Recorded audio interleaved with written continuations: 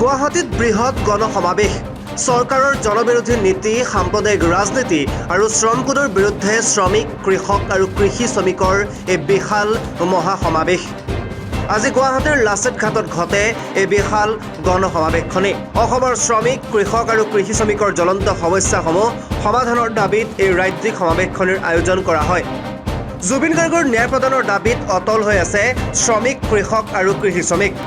পাম তেল নেপিয়াৰ কৃষিৰ বাবে লাখ লাখ বিঘা মাটি কৰ্পৰেটক দিয়াক লৈ অসন্তুষ্টি প্ৰকাশ কৰা হয় এই গণসমাৱেশৰ মজিয়াৰ পৰা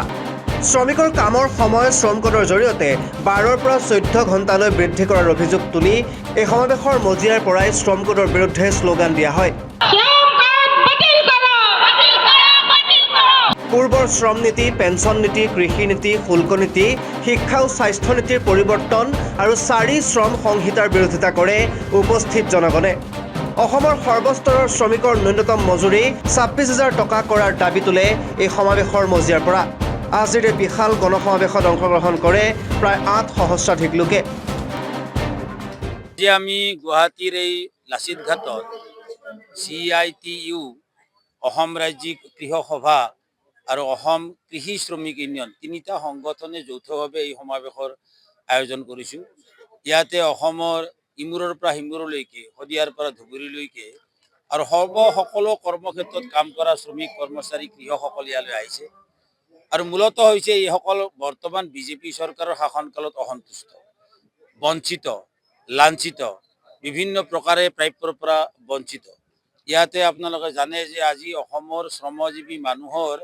92 লাখ মানুহে প্ৰাপ্য সুবিধাৰ পৰা বঞ্চিত হৈ আছে অসমৰ লক্ষ লক্ষ কৃষকে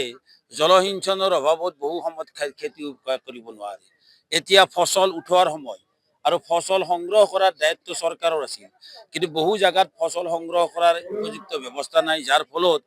গৰীব আৰু নিম্ন পৰ্যায়ৰ যিসকল কৃষক তেওঁলোকে নিজৰ ফসলৰ উপযুক্ত দামৰ পৰা বঞ্চিত হৈছে এই কৃষকসকলৰ ওপৰত যি অন্যায় অবিচাৰ চলি আছে শ্ৰমিকৰ ওপৰত যি অন্যায় অবিচাৰ চলি আছে তাৰ বিৰুদ্ধে প্ৰতিবাদ জনাবলৈ এই মূলতঃ এই সভাখন আহ্বান কৰা হৈছে বিজেপি চৰকাৰৰ শাসনকালে শ্ৰমিক ছাত্ৰ যুৱ মহিলা সকলোকে অসন্তুষ্ট কৰিছে কিন্তু এইসকল মানুহে আজি কিয় আহিছে এইসকল মানুহে কিন্তু কোনো ভাড়া দিয়া আনা নাই এইসকল মানুহে নিজৰ গাঁঠিৰ ধন ভাঙি ইয়ালৈকে আহিছে শদিয়াৰ পৰা বাছ ভাড়া কৰি আহিছে ধুবুৰীৰ পৰা বাছ ভাড়া কৰি আহিছে বিশ্বনাথ চাৰিআলি শোণিতপুৰ ধেমাজি লখিমপুৰ সুদূৰ গৌৰীপুৰ একেবাৰে কোকৰাঝাৰ বঙাইগাঁও বৰপেটা নলবাৰী তামুলপুৰ বাক্সা মছলপুৰৰ পৰা আৰম্ভ কৰি বিভিন্ন জায়গাৰ পৰা এইসকল মানুহ ইয়ালৈ আহিছে আৰু বিভিন্ন কল কাৰখানাত কাম কৰা শ্ৰমিকসকল ঠিকাদাৰ শ্ৰমিকসকল ঠিকাদাৰৰ তলত কাম কৰা শ্ৰমিকসকল আহিছে যিসকল অতিশয় নিৰ্যাতিত আপোনালোকৰ জ্ঞাতাৰ্থে মই জনাম অসম চৰকাৰখন ইমানেই নিৰ্লিপ্ত ইমানেই নিষ্ঠুৰ এই চৰকাৰখনৰ সময়ত 10 বছৰ ধৰি শ্ৰমিকসকলে ন্যূনতম মজুৰি আদায় পোৱা নাই মানে চৰকাৰী আইনমতে পাব লগা মজুৰিৰ পৰা বঞ্চিত চৰকাৰে একো কৰা নাই 250 টকা হাজিৰাত অসমত 12 লাখ চাহ শ্ৰমিকক কামত খটুৱাই আছে এইখন চৰকাৰে আৰু এইখন চৰকাৰৰ দিনতে শ্ৰমিকৰ বিভিন্ন প্ৰকাৰে মৃত্যুৰ মুখত হৈ